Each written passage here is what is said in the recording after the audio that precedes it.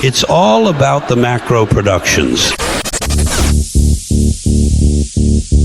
What does the goddamn line say, Tony? Please do not use gendered language. Then what? I'll be arrested, put in airport jail? Look, you're going completely sideways, man. It's a big club, and you ain't in it. How dare you? Mr. Speaker, the President of the United States. I'm Chris Hansen with Dave on NBC. Jack Marius Tack Theratrix. Hi, I'm Spartacus. Jackson, Sacramento, he, him. Steven Seagal. Sex offender guy. I'm Keith Morris. This is Muammar Gaddafi. I'm Rick James, bitch. Sorting through the lies. The hijacker's passport was found blocks from the World Trade Center crash site, if you can believe that. We cannot track $2.3 trillion in transactions. And uncovering the centuries-long plan for world domination. Learning about Cuba, having some food. Let's talk about Chinese people. Have you ever been in a Turkish prison? Swangles in Fort Lauderdale? I have sent 6 of my Libyan missiles to blow up the Sears hardware department. Nothing could be more fun than jumping off a cliff with 2 German bisexuals. Oh, you English are so superior, aren't you? Thank you, comrade. And now, Macroaggressions. That's what assholes call it. With your host, Buddy, I don't know who you are, but you're about to get chlamydia. Charlie Robinson. Hey, Whitey, where's your hat? You want to drop the blame on Charlie and say it's all Charlie's fault. He was a retard. I get some goddamn diuretic.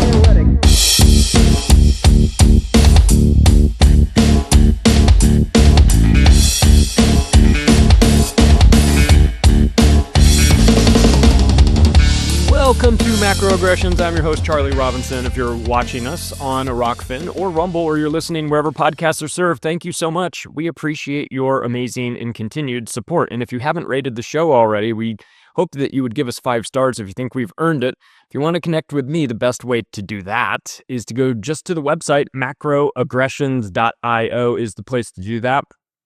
And you can find out everything that is going on with the shows and the books and all that good stuff. We appreciate our sponsors. We've got some new ones. Brain Supreme is making fantastic mushroom formula supplements that I've been taking. There's a variety of different blends that they have. Some are better for working out. Some are better for focus and concentration. Man, have I been impressed with Brain Supreme so far. I take them in the morning. I've got there's a Genius one and an Athlete that I kind of mix in. I'm taking them both now intermittently. So they work. It's fantastic. Microdosing, the benefits of mushrooms, a variety of mushrooms, not just the psilocybin ones. I think that the best thing that people can do is to read up on this and just take a look and see what you think. BrainSupreme.co, not .com, .co. Go to BrainSupreme.co and see what you think and just take a look.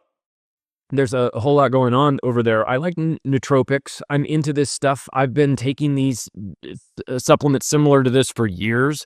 I'm interested in improving my mental acuity to the extent that I can, I guess. And supplements help. And things like this, supplements like this, are something that you might want to check out. So go to brainsupreme.co. And if you find something that you like, the discount code on your way out the door is Macro. And also to David Avocado Wolf, who was nice enough to stop by here a couple weeks ago and give us the lowdown on what he's doing. He's been in the health industry for his entire life. His parents were both doctors. He saw the established medical industry for what it was and decided to pivot and go a different route. And his products are amazing. You should have seen the crowd. I mean, everyone knew David Avocado Wolf at Anarchapulco, and I missed his presentation there. I was doing something else. I didn't even get a chance to see it. So it was nice to have him on here. But if you're interested, if you want to go see what he's got at his online shop, it's worth checking out. Go to davidwolf.com. It's Wolf with an E at the end, davidwolf.com, and do some shopping. Get yourself something for the holiday season or somebody that you love. Take a look and see what you think. Discount code on your way out the door is Macro on that one. So, and oh yes, I've got to mention this since it's happening in Anarchapulco 2025, February.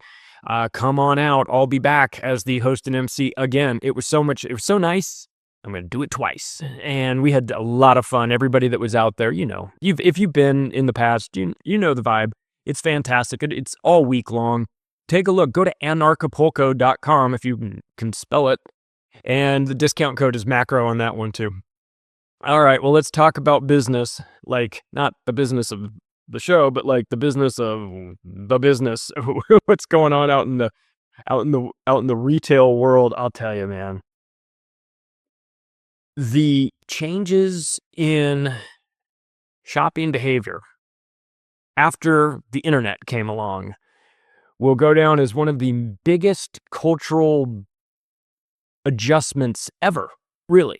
What it did to the people deciding to do their shopping online has created such a havoc in the real estate industry. I mean, it's created problems everywhere, really. If you're a small or medium-sized business, you might find some advantages to being able to get online and then expand your reach, but also you can get put out of business by somebody who's smaller and more agile than you and who's using their internet skills a little bit differently. And e-commerce has just turned into a monster, of course. And I remember when Amazon was first getting going, I had Amazon stock in 99. And like an idiot, I sold it. But I remember when Amazon was just selling books. And I remember buying books from them when they were just selling books. It was like a million years ago. Well, really, it was the 90s. But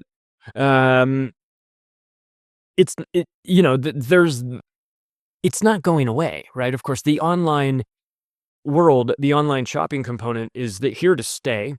And the sooner that the retail industry figures it out, the better off they'll be. And as somebody who has worked for a quarter of a century in real estate, I will tell you that real estate people aren't really agile especially when it comes to like recognizing trends. They seem to be a little bit slow. And I worked for big builders. I worked for some of the biggest publicly traded home builders in America. And when trends change in the home design, they're always behind. And then once one of them makes a change, then everybody copies them, right?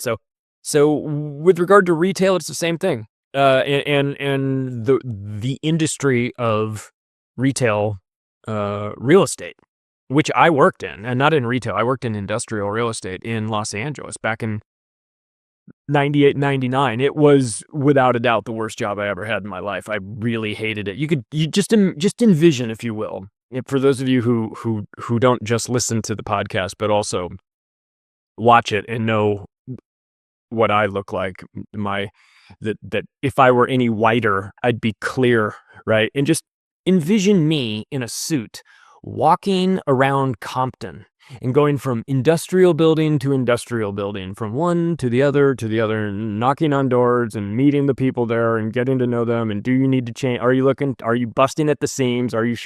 Do you need to expand? Do you need to contract? What can I do for you? All that stuff. And then going to have lunch at the Carl's Jr. in Compton, dressed like I am, looking like I look, and just sitting down in there and having yourself of course I look like a Fed, so nobody ever bothered me. But again, part of this was that I got an unusual education on this segment of real estate. And a lot of people think of real estate as just residential. And of course, I've worked in residential real estate for the majority of my time, but I did work in commercial, and commercial real estate encompasses office, industrial, and retail. And then there's some sort of hybrids that are in there. But what we've been talking about on this show for the last 2 years with regard to San Francisco, the situation that they've experienced with their retail apocalypse has spread like a cancer, right? And so we're going to talk a little bit about that. We're going to start with San Francisco because we've covered them before, and I've got updates, and of course this is apparently the show to go to get updates on how awful San Francisco is being run. So I will continue to do that. I've got a list of bankruptcies. I've got banks in bankruptcy. And then I've got office buildings in bankruptcy, and we'll wrap up with international. There's some international foreclosures going on too, but we'll wrap up with what's going on in the shopping malls, and that's a whole deal. So if you're noticing the name of this episode, we'll start with Bed Bath & Beyond, Chapter 11. That was actually last year, 2023. 360 stores. For those of you that are international, Bed Bath & Beyond is a large, like a chain retail store, we'd call them a big box retail, in a super center. It'll be a 75,000 square foot building inside. Pretty big, right? And it sells home goods, beds and sheets and pillows and decorative stuff. And then, Bed Bath & Beyond is always good. You can buy a trash can there. It's like a small IKEA maybe, right? Like, so there's limited things. Well, they done run themselves into bankruptcy. Okay. So they had to file last year. They had 360 Bed Bath & Beyond stores, and they had 120 Buy Baby stores. Buy B-U-Y Baby, Buy Baby, which is like the baby version of it. Toys R Us did something similar. They had Toys R Us, and then they had Toys R Us Kids, and that was great. And then they both went out of business. And Bed Bath & Beyond did the same thing, and then they both went out of business as well, which is great. The Container Store got involved and bought their brand, did deal with them. They went into bankruptcy and came out of bankruptcy, and Container Store sort of said, we'll use you for branded merchandise, and then Overstock bought their digital IP. So they're alive in some zombified fashion. They've been parted out to bigger companies, better run companies. Well, I don't know about that. Overstock is kind of crazy. But anyway, Bed Bath & Beyond is no more. And this is an example of just one. When I get done with this list, you're going to be like, oh yeah, I remember that store. Where did it go? Well, it disappeared last year. And one of the things that you can do if you're trying to get a handle on which stores are headed for bankruptcy, there's something called a Frisk score, F-R-I-S-K. Surprisingly, I don't think this has got to be an acronym. I just don't know what it means. Frisk score, it's by Credit Risk Monitor, and it is a predictive scoring model showing how likely a company is to file for bankruptcy in the next 12 months. And it's on like a 1 to 10. And 10 being like, you're in good shape. 1 being, don't wait until tomorrow to get your resume in order, right? And they have a 96% success rate, Credit Risk Monitor does, using this Frisk score that I think it's proprietary. I think they invented it to sort of measure all of these companies out there and go, these over there look like they're about to go bust, right? So let's talk about our favorite punching bag, San Francisco. And not for nothing, it deserves it. It used to be a beautiful city. I remember going up there in college for the weekender when USC would play whoever. They'd either play Cal or Stanford, and there was a weekend. You'd go up there in October, and it was fun, man. I played soccer, so we'd go up there, we'd have a soccer game, and then we'd go party our brains out all night. So I loved San Francisco when it was San Francisco, but it's not San Francisco anymore. It's San Fran shithole. That's what it is. And they have nobody to blame but themselves. They could blame the government, but they vote for the government. And ultimately it is the government's decision, but it's also the people that live there that look around and say, this is fine. This is fine. All the retail theft, it's fine. Guys shooting heroin, it's cool. Guys getting, breaking into cars, mugging old ladies, taking a dump on the side. It's all fine. It's fine. It's stunning and brave.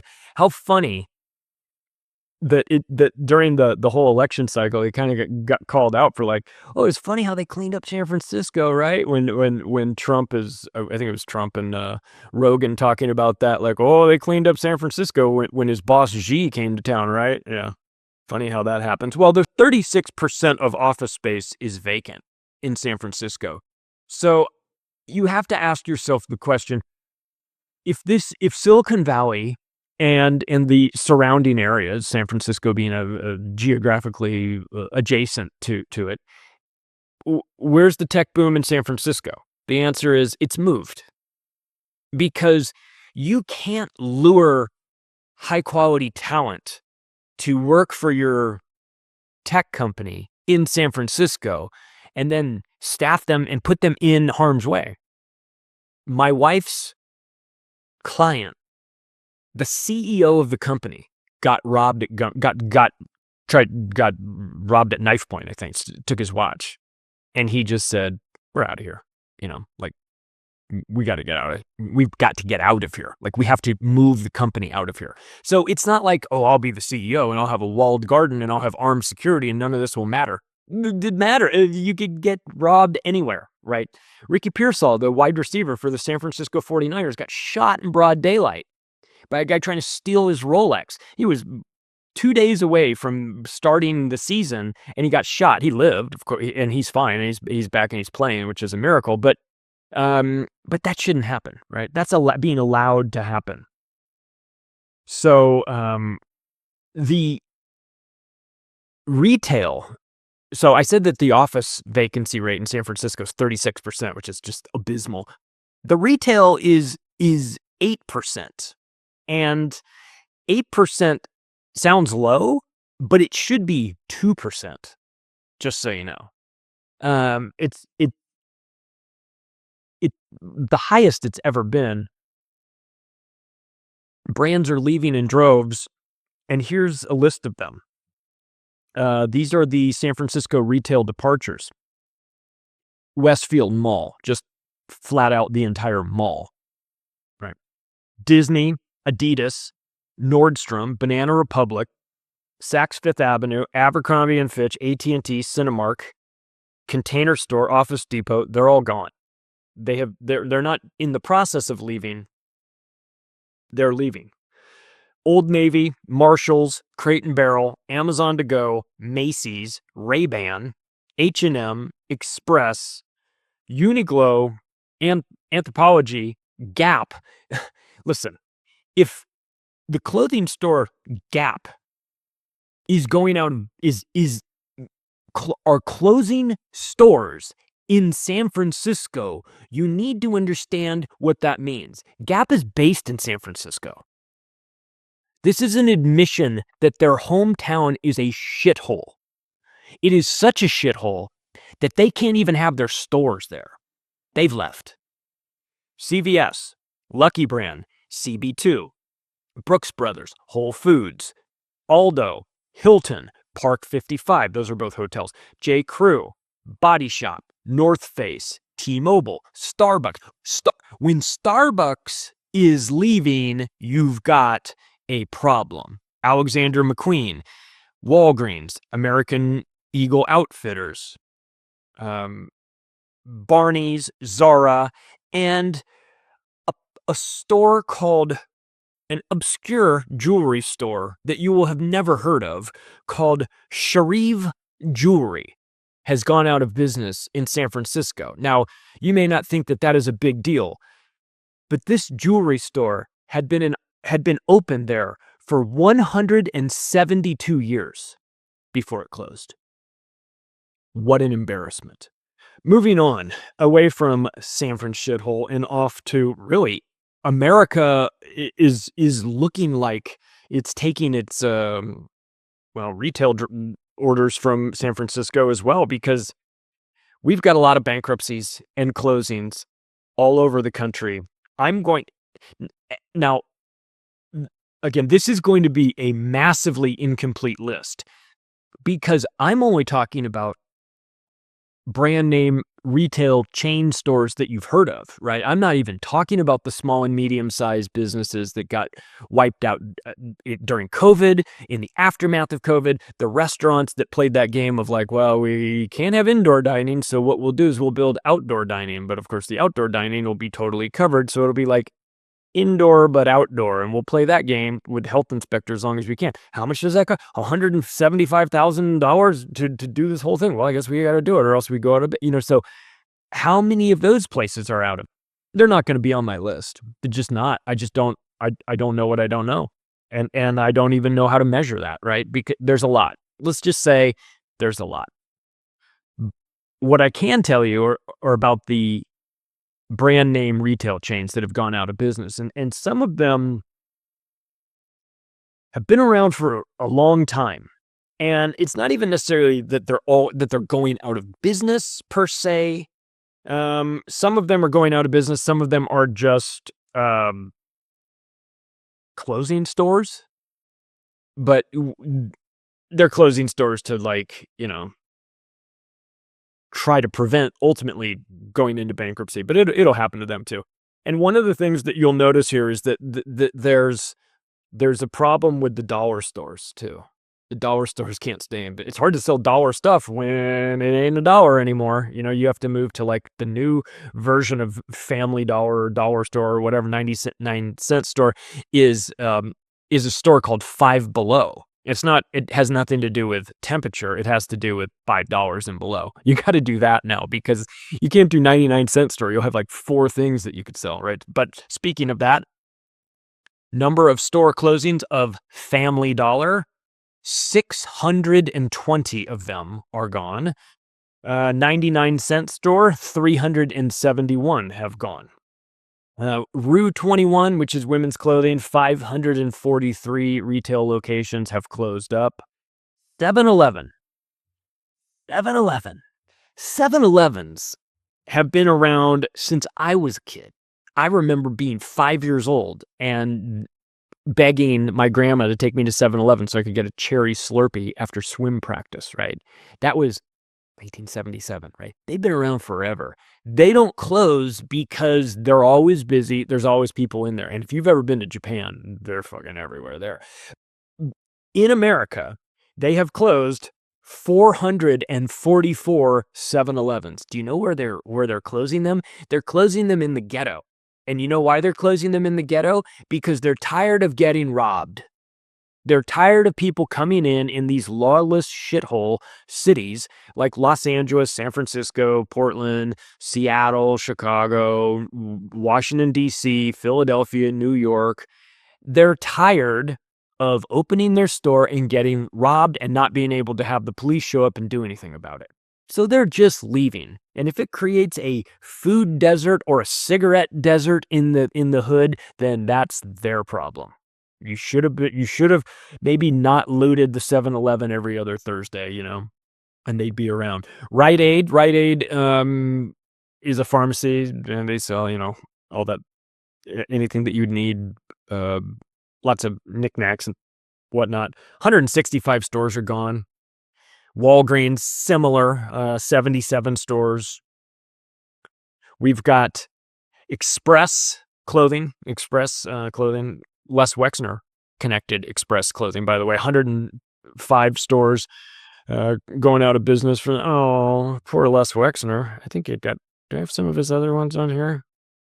Abercrombie is limited brands connected. Yeah.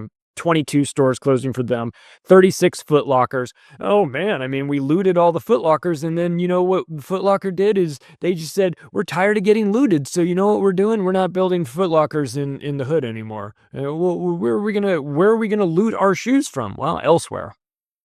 Foot Locker's done had it. Burlington Coat Factory, 39 stores closing. Sleep Number, which sells beds, 40 stores closing. Sam Ash Music, 42. Body Shop, 51. Macy's, 51. Macy's is a huge ass store. Macy's isn't just a little... Macy's is always a 2-story department store in a mall. It's big.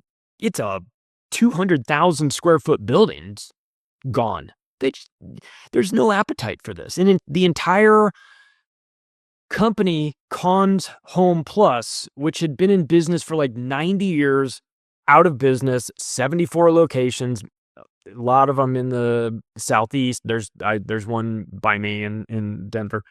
A company called EYM Pizza, which is just the parent holding company for a consortium that owns a lot of Pizza Hut chains. This group has closed 140 Pizza Huts. Rubio's Fish Tacos, the entire chain is gone, 48. Red Lobster, 50. Buca di Beppo, Italian restaurant, totally out of business, 18 chains gone. Big Lots, which sells kind of discounted stuff, 390 stores closed up. JCPenney's another big double-story shopping mall anchor tenant. Another 150,000 to 200,000 square foot retail stores gone. JCPenney's 175 of them have closed. Sears, all of them are gone. Steinmart, 279 of them are gone. TGI Fridays, 200 of them are closing, have closed, or are on the verge of closing right now. Lumber Liquidators, 94 have gone. CVS is in the same category as Rite Aid and Walgreens. These are little corner shop drugstores that sell have prescription drugs, have over-the-counter drugs, batteries, cell phone chargers, cameras, whatever, little things like that, trinkets. You can get some food in there, whatnot. But CVS, over the last 3 years, has closed 900 stores. So just in the corner store, you've got 900 CVS, you've got 165 Rite Aids, and 77 Walgreens. So almost 1,200 stores that are just gone. True Value Hardware, gone. WeWork, you remember WeWork? Run by that lunatic. They're cooked. What they were doing is this is such a dumb business model.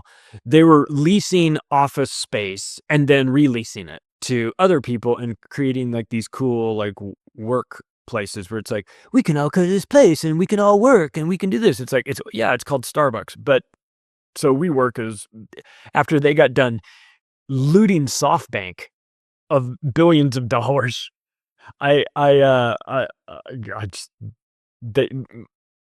should have fired everybody at SoftBank. Mustafa Son should have lost his job a long time ago for his investment in WeWork. I'm just saying. Avaya gone. Denny's. How many of us have rolled into Denny's at 2:00 in the morning, a little bit drunk, maybe a lot drunk, looking to get themselves a grand slam for $3.99, right? Well, Denny, 150 of them have gone out of business. The whole chain will be out of business in the next 2 years. There's just no appetite for it. Oh, by the way, it used to be open 24 hours. They're like, we're done with that. There's nobody coming through the door normally, and there's certainly nobody coming through the door at 3:00 in the morning. We're going to close. Oh, and by the way, we're also going to shrink our menu. We don't need to have all this stuff here. You guys order about 4 things, and you're drunk every time you order it, so we're not doing that anymore. Let's talk about the statistics on bankruptcy. Well, they're up 20% this year. I'm to nobody's surprise. All right, 22,550 businesses are in bankruptcy.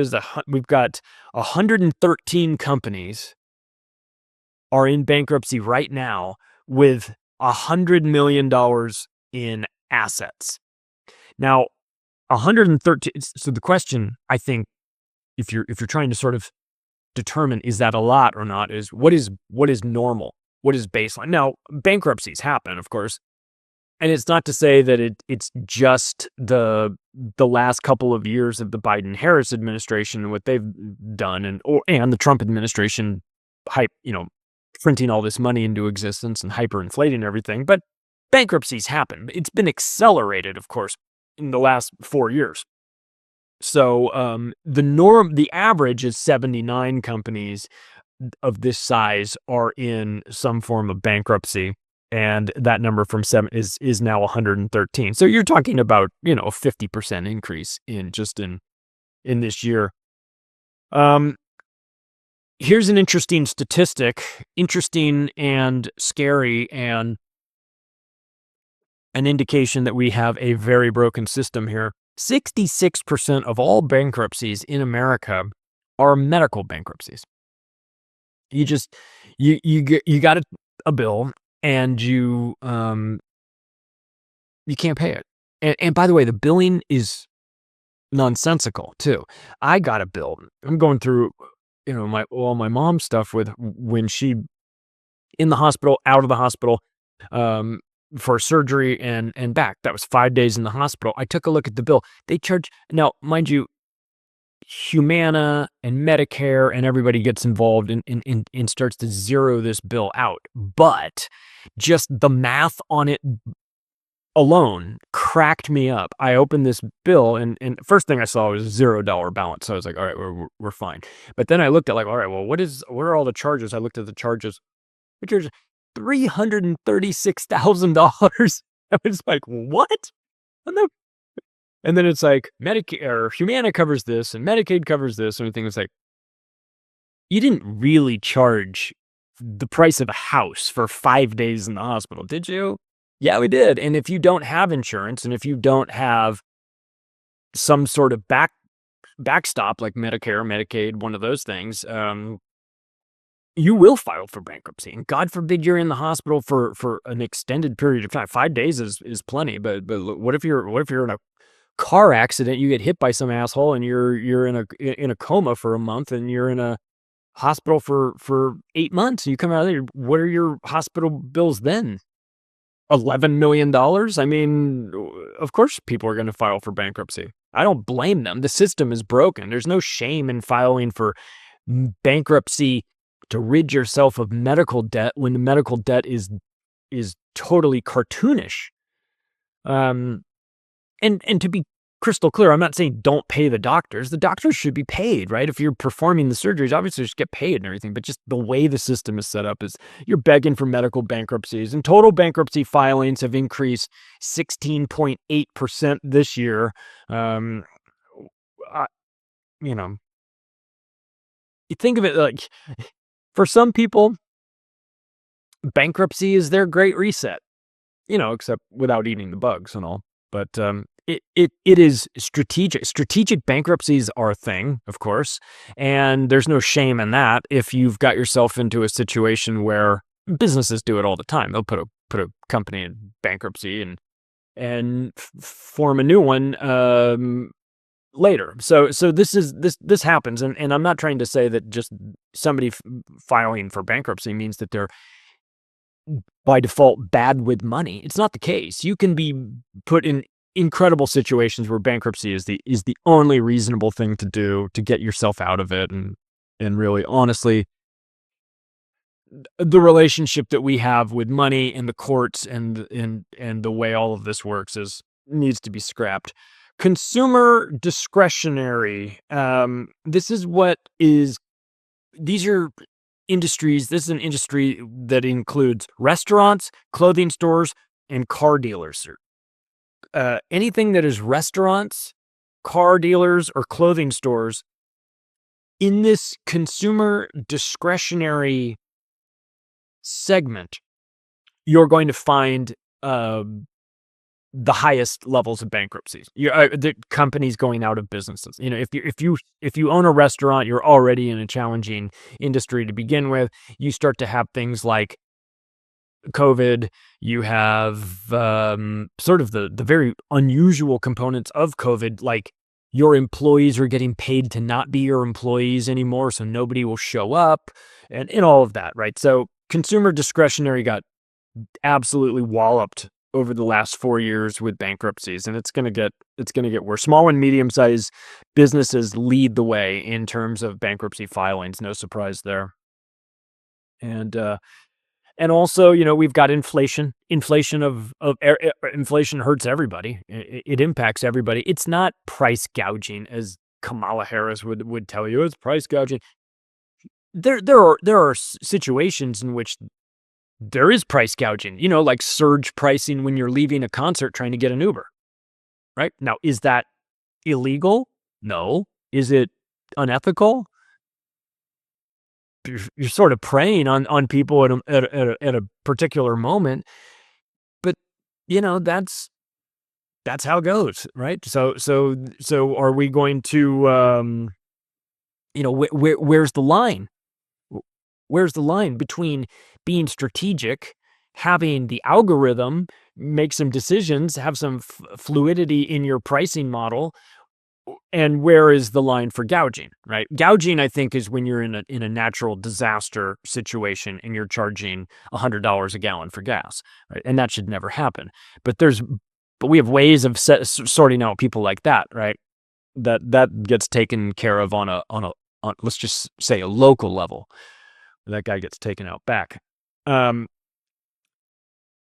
Listen, you could be running your company perfectly. You could have everything dialed in, great employees, not too much debt, a great lease, a reasonable salary for yourself, and doing everything that you need to do just fine to manage your business. And you could still have to file for bankruptcy because of supply chain issues, right? There's some things that are simply out of your control. And things like the supply chain, when we had COVID, we had dock workers going on strike. We have infrastructure issues that are already a problem with railways that are they're just trains are falling off of railroad tracks for no reason. That is when bridges aren't getting hit by ships. There's a lot of things that can go wrong with regard to the supply chain. Obviously, we saw that with toilet paper in 2020. So even in situations where you're doing everything right, you could still find yourself on the wrong end of this. Interest rates are also playing a huge factor in this. They're screwing up bonds too. And look, there's something that I mentioned early on in this episode that we have to account for, and that's just changing consumer spending habits. Just the way they spend money, where they spend money, how they spend it, what they spend it on. These are changing. The things that worked 10 years ago don't work anymore, or maybe they don't work anymore. You have to reevaluate this. Are you getting where did your customers go? Are your customers being influenced by somebody else? Did your customers vanish over COVID? Did your competitors vanish during COVID too? That's another thing. I mean, did you have this sort of cash flow as a business or the cash savings as a business to weather the storm? If you did, you might have made it while all your competitors went out of business. Now you may have the entire marketplace to yourself. So it was such an unusual time. They put their thumb on the scale of everything. The Adam Smith invisible hand of marketplace got the middle finger, the invisible middle finger, from Trump and Biden and all the people that were involved in this. And let's also talk about it's not just the spending habits and the shopping habits of people, but also their work habits too. That changed over the last couple of years as well. The Zoom culture coming in, remote working is a thing that triggers doom loops in places like San Francisco, where the retail shops at the bottom of the skyscraper buildings need you to show up to work and drink their coffee and go to their dry cleaners and get your shoes shined and buy a newspaper and do all the things that workers do when they're at work in the office doing retail things, going out, grabbing lunch and grabbing coffee and doing this and parking and getting on the train, and revenues for the train were down a ton. The BART system is practically bankrupt. The amount of traffic that was coming in and out of the city was cut by a third. Most of the retail, the small retail businesses went out of business. The big ones, as I mentioned, I just went through a long list of all the ones that are gone. I mean, if they can't make it, who can, right? If Starbucks is closing up, what chance do you have of, Steve's Coffee down the street making it? Let's talk about banks. I hate banks. And to see banks in bankruptcy is kind of hilarious at the same time, because you would think that the banks would know the best way to stay out of bankruptcy, and you would be wrong, because what they do is they are so reckless and they're backstopped by people, by institutions that allow them to be reckless. And frankly, it's rewarded. Their reckless behavior is positively reinforced because there's no repercussions for it. Well, we're starting to see some, right? We're starting to see some. And the bankruptcies of the banking industry are going to accelerate. That is the bad news. As much as I take pleasure in watching banks go out of business, I recognize that there's a real world pain associated with that for the people who have their money with those banks. So I definitely am not rooting against the people. I'm rooting against the banks. Get your money out of the banks, by the way. Let's talk about some of the biggest ones that went into bankruptcy. And by the way, the reason why they went into bankruptcy is because of their connections to crypto. And this was part of Operation Choke Point 2.0, and we'll get to that in a second. But Silicon Valley Bank went out of business on March 10th, 2023. They had assets of $209 billion. $209 billion bankrupt. Signature Bank, March 10th. 2 days later, bankruptcy, $110 billion. A few weeks later, First Republic Bank, April 2023, $229 billion. In 1 month, 3 banks went under with assets $550 billion in 1 month. Just you wait until Credit Suisse and Deutsche Bank go bust. You are going to see fireworks like you've never seen before. Now keep in mind, those 3 banks that I just mentioned, with $550 billion, they went under, and there wasn't even a ripple in the banking industry.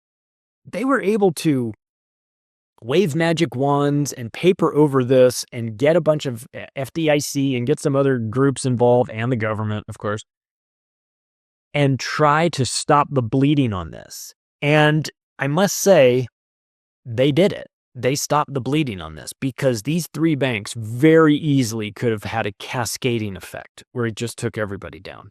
And there was a lot of fuckery going on in the background in places like Silicon Valley Bank, and the people who got their money out, Peter Thiel, had advanced knowledge. And again, I feel like a broken record. Get your money out of the banks. You're an unsecured creditor on a bank account that isn't actually yours. So how much can the FDIC handle? I guess that's the question, right? Because we're told that they're going to backstop everything and that they have a Federal Deposit Insurance Corporation, for those that don't know. And it is the insurance policy on your bank account. It's like, well, if something happens and all your money gets wiped out in your bank account, we have insurance. We can make you whole up to $250,000 per account. And you go, okay, that's fine. That'll work, because I don't have $250,000 in my account. So if some guy, if somebody catfishes me and finds out and cleans out my bank account, they're not going to get much, And if they do, or whatever, if some fraud happens and I am, or this little regional bank of ours goes out of business, the FDIC will step up. They've got money. They've got 1.6% of all deposits, which isn't a lot. And it's invested in bonds, which isn't a great idea, but that's what it is. And so they'll be there to help out to the extent that they can. But a systemic banking collapse, good luck. I mean, good luck. The FDIC, what are you going to get? 2 cents on the dollar on your money if you're lucky? That's if they've got the money, and you're in third position. Like, kiss your money goodbye. They call it a bank holiday because your money goes on vacation without you. It just never comes back, right? So these banks in particular were Silvergate, Signature. They worked with these big crypto players, and Operation Choke Point 2.0 is to restrict crypto companies from accessing traditional banking services, and that's what they did. They went after these banks. Now, you can do that if you'd like, but if we're going to stop Bitcoin by putting these banks out of business. Yeah, good luck. Good luck. You big dummies in Washington, D.C. are never going to figure it out. There's nothing you can do to stop it. The Bitcoin genie is out of the bottle. The way it's set up, it's not America-centric. Your American laws have no authority over it. They fucking don't care. They don't care. Nobody cares. So put the banks out of business if you like, but you're slitting your own throat because what you should do is not put the banks out of business that deal with crypto. You should instead encourage it and make America the home of cryptocurrencies. But they won't do that because they're not forward thinking. They're barely thinking at all.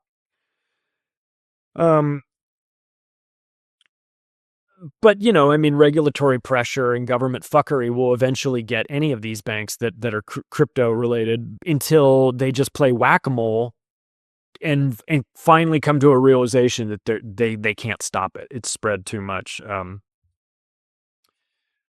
want to talk about a little bit about some of the retail banks that are shutting down their locations. This is never a good sign, right? But I like banks going out of business, of course, but I don't like you guys losing your money. So provided that you aren't going to be affected by this, you should just reevaluate the relationship that you have with it, right? Gold and silver work. Bitcoin gives you another option for this, right? But listen, I want you to just hear this list of retail banks that have closed just this year. And you tell me, is this a good sign or a bad sign? Bank of America, 132 branch locations. U.S. Bank, 101. Wells Fargo, 92. Chase, 90. TD Bank, 52. PNC, 48. Citizens, 37. Wood Forest, 31. KeyBank, 16.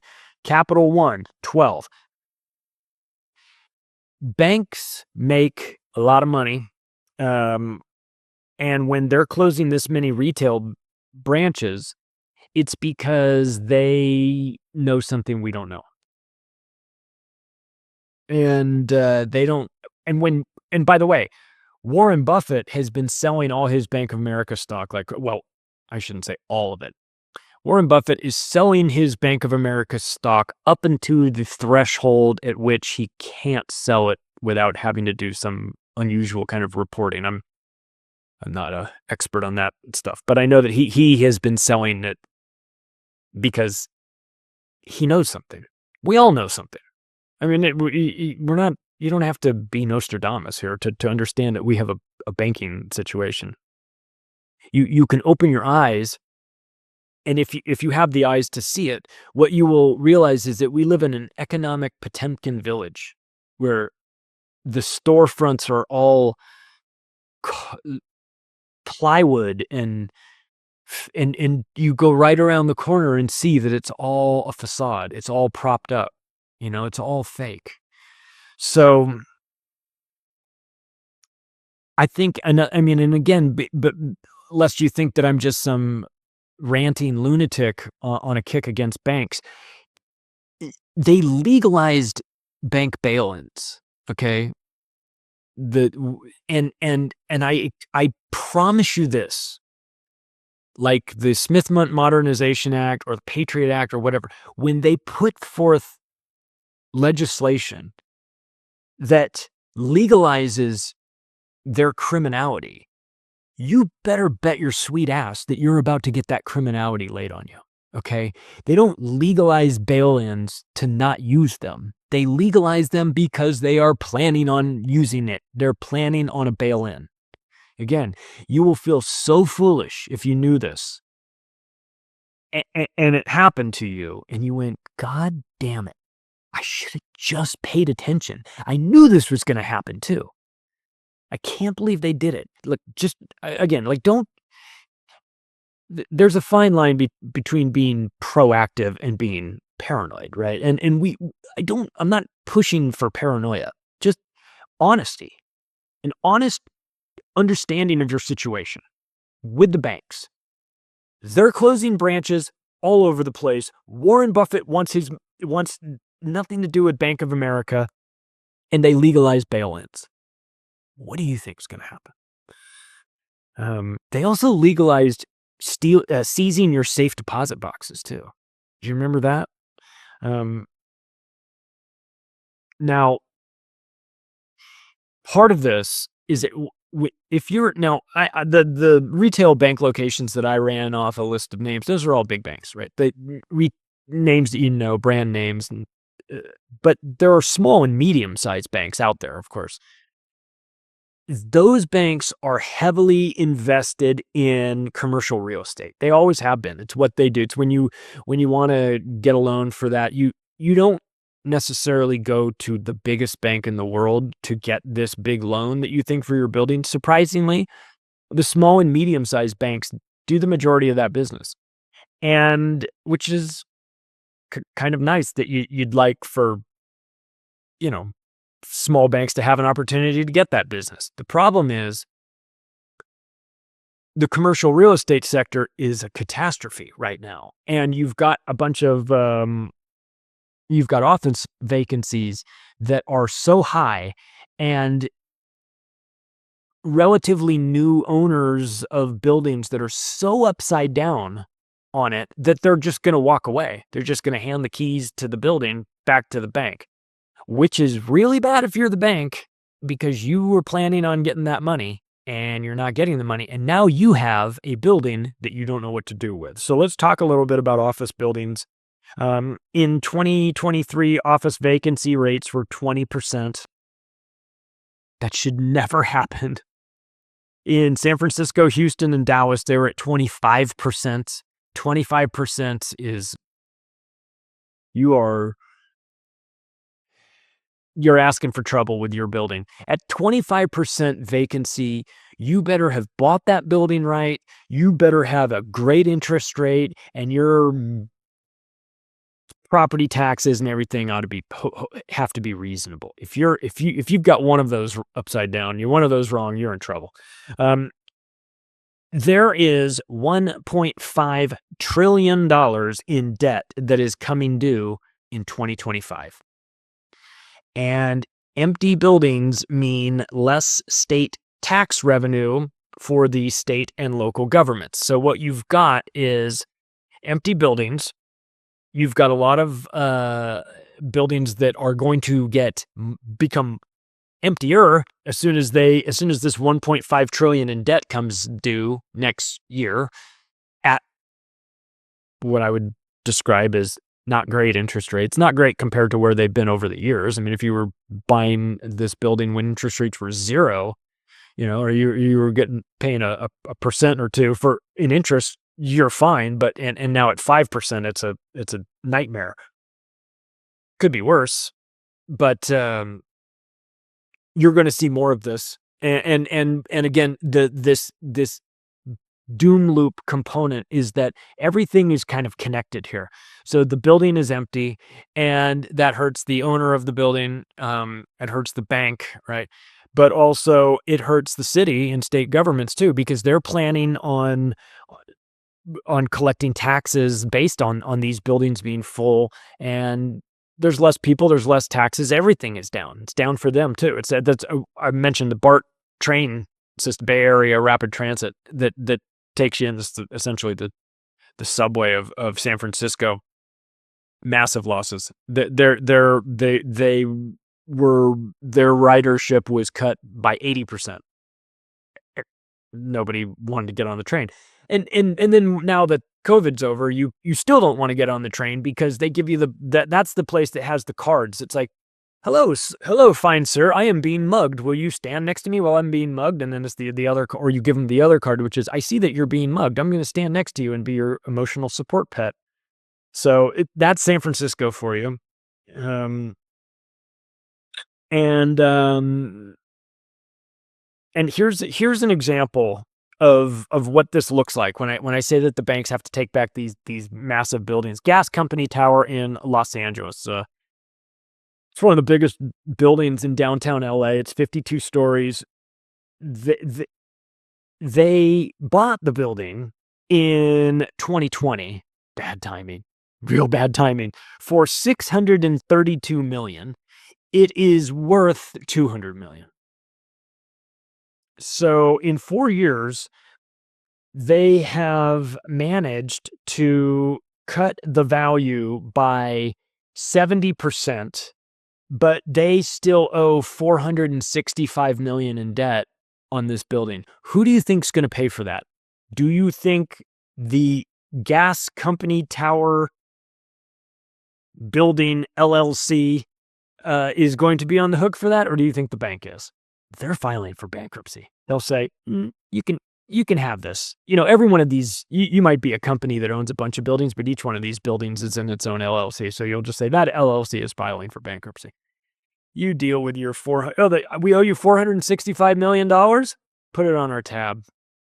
777 Figueroa. I used to live down there off of Fig. It's for sale for $145 million. On a value of $300 million, right? So if you want to get a building for half price, you can do that. And listen, a lot of these buildings are owned by pension funds, so these losses have cascading effects, right? So the loss of a pension, a pension fund owns a building and takes a couple $100 million loss on it. That impacts all the investments that the public, it might be like, as an example, in California, CalPERS, California Public Employees Pension Fund. They're a huge player in real estate. That we had the account in my office, and so my partner did all the CalPERS stuff. Massive billions and billions of dollars of investment money that they have. It's California Public Employees. Their 401ks and retirement accounts get managed by this fund, and they go out and they look for deals. And some of the deals that they like to buy, because they're not out there buying, little things, they're buying big things. They buy office buildings. They buy them all the time. And if they get themselves in a situation, overpay for them like this, they'll have $100 million write-offs that get spread out to all of the people who were hoping that their pension funds would do a good job with their money and invested in something that isn't an exploding, ticking time bomb, but you would be wrong. How's this for a deal? I've got, if you had $8.5 million in your back pocket, you could have scored one of the greatest deals ever. In Midtown Manhattan, there is an office building that has almost 1 million square feet in it. 920,000 square feet, to be precise, an office building. Midtown Manhattan. And UBS, the bank, UBS paid $332.5 million for it in 2006. 2006 is a long time. You've gone through several cycles, but if you think about it, 2006 was really bad time for real estate because it was right at the peak before everything crashed. So UBS paid $332 million for this building. You know what it just sold for? $8.5 million. $8.5 million. So what you do is you divide. You come up with $1 per square foot for this building. And usually, $1 per square foot, I don't know, $2.50 a foot. I don't know, whatever you're paying. Depends on where you are. Like in some of the higher end stuff, if you're talking about like residential retail, it's like $1,000, $1,100 a square foot in New York City, stuff like this. What this sold for, it was 11 cents a square foot. I mean, it must be haunted. I'm thinking it's got to be haunted, right? If you could get, you're like, what the fuck do I do with this building? I just bought a 920,000 square foot building. What are you going to do with it? I don't know, but it was so good, I couldn't pass it up. It was 11 cents a foot. You'd think, I don't want to give them any ideas, but why don't they just put all the homeless people in there, right? Moving on, let's talk about China. Even they're screwed. Have you heard about Evergrande? Do you know about Evergrande? I know most people don't follow China's economy the way I do, but Evergrande is their massive property development company. And I got a chance to see Evergrande in person when I went to Shanghai in 2006 for the Worldwide Property Show. And it's a really interesting place to go. And we did it in Shanghai. We did it again in Hong Kong. And you go to and you see these build out projects. They'll build the models of what going to go and all that good stuff. So I've been familiar with Evergrande for 20 years. So it's interesting to see that even in China, where investments are limited mostly to real estate, you don't get the sort of portfolios that, like the sort of banking, the Western banking system, like, oh, I'm going to have a 401k and an IRA and a this and that, and I'm going to have some stocks and bonds and this. None of that stuff's happening in China. If you want to invest your money, you invest it in real estate. And in China, you do, it's upfronts. You're buying off of a brochure, essentially. They'll pre-sell buildings. That's why we were there. We were pre-selling a high-rise in Vegas. And so we went to get the Chinese market. And so I'm talking to the guys at Evergrande and things about, like, what are you building this building? What is this building gonna be? Like, no, we're building this project. I'm like, okay, so, and how many buildings? They're like 80. And you go, oh my God. And you're selling the residential for the 8? Yeah, we're selling it all. And then what are you going to do? Like, in phases? Are you going to start this one or start these? They go, what do you mean? I said, well, how are you building it out? Are you going to build it like a couple buildings and then a couple more buildings? He looked at me like I was insane. He's like, we start them all. We're building 80 buildings, so we're just going to build them all. I was like, okay, good luck with selling all. Good luck. I'm trying to sell one building in Las Vegas. This poor bastard's trying to sell 80 of them. But the thing is that this is why you get the Chinese ghost cities too, as well, because it's a Ponzi scheme where it's constantly you have to build and build and build and build. And all these people are investing their money in real estate. And they're like, I'm investing in this real estate so I can have another residential unit that I can then rent out. And you go, okay, well, that's great. Who are you going to rent it out to? Well, I'm going to rent it out to all the people that want to live here. Like, there aren't any people that want to live here. Oh, okay. So this is how you wind up with ghost cities. And Evergrande owes $300 billion to the banks and bondholders. And this, just so you know, like the property market in China is, like I said, the investment market is limited. And so the property market is huge. And when I say huge, it's anywhere from 15 to 30% of the economy, which is massive. The Chinese economy, not the economy of Guyana, right? The economy of China is huge, and it's property. And the number one builder there is Evergrande. And they missed a $131 million payment to the bondholders, and it triggered a shitstorm for them, right? The founders started liquidating shares. That spooked the market. They went and arrested the guy. It's a mess, right? Then it's not limited to Evergrande. Obviously, it's not limited to the United States. We're seeing issues in China, and it's not limited to Evergrande. Sunic China Holdings suspended for trading for over a year after defaulting on its debt. It's like too big to fail China edition. You know what I mean? Oh, by the way, on a side note, since we're mentioning China's property market in collapse, Russia is experiencing the, quote, fastest economic growth in the last decade. Interesting. Sanctions backfired. They say that the small and medium-sized businesses in Russia are booming right now. That's perfect. That's perfect, right? So, let's wrap up with this. Shopping malls. Mall culture used to be so great in the 80s. When you would go, you'd just get dropped off at the mall, and there might be a movie theater there. If there was an arcade there, you were definitely in business. But real estate vacancy rate is at 8.6%. It's triple that of the normal retail rate. And there were, how's this for an interesting statistic? there were 1,150 malls in America, and they're closing. It's expected to drop 87%. They are expecting it to go from 1,150 malls to 150 malls. That 1,000 of the malls will just go away.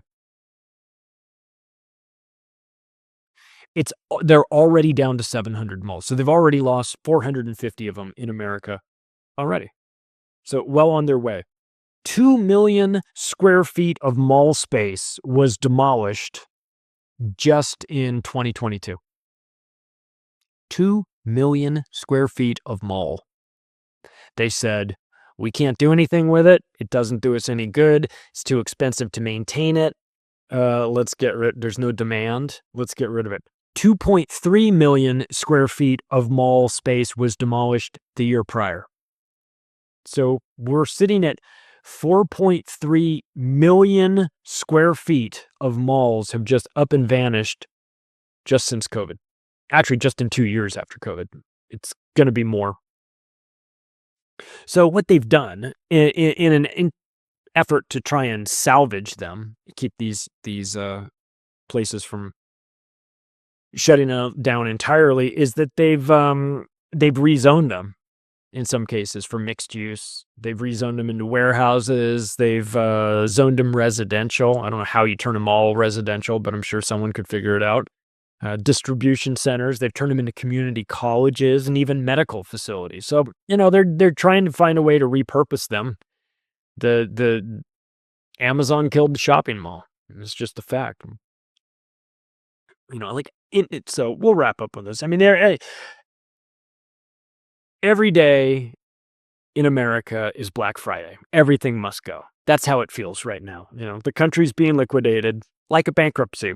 So America is going out of business. You better spend your gift cards while you still can. Hey, everybody, if you like this episode, you can take the additional step right now of sharing it with your friends and family. You can get The Octopus of Global Control as an audiobook. Go check that out if you want to connect with me, macroaggressions.io. Thanks, everybody. I'll talk to you again soon.